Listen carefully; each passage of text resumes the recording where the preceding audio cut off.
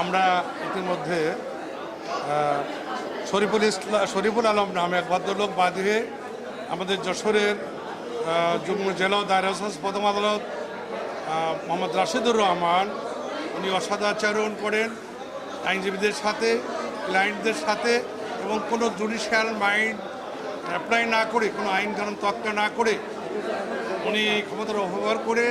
একতরফা সাক্ষী নেন, মামলার জেরা জমির মধ্যে কিছুই শোনেন না,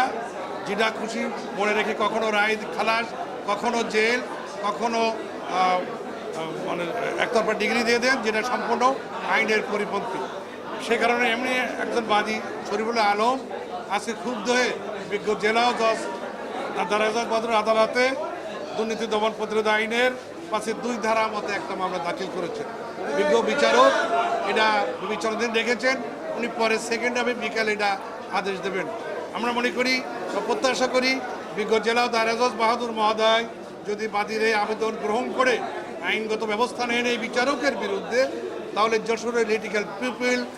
ন্যায় বিচার পাবে, যশোরের আদালতে ন্যায় বিচার প্রতিষ্ঠিত হবে, যশোরের মানুষ আইনের যে শাসন, আইন বিচারের যে কাঠামো সেটা প্রতিষ্ঠিত হবে। আমি যশোর জেলা আইনজীবী সমিতির সাধারণ সম্পাদক হিসাবে আমি এই অভিব্যক্তি ব্যক্ত করছি।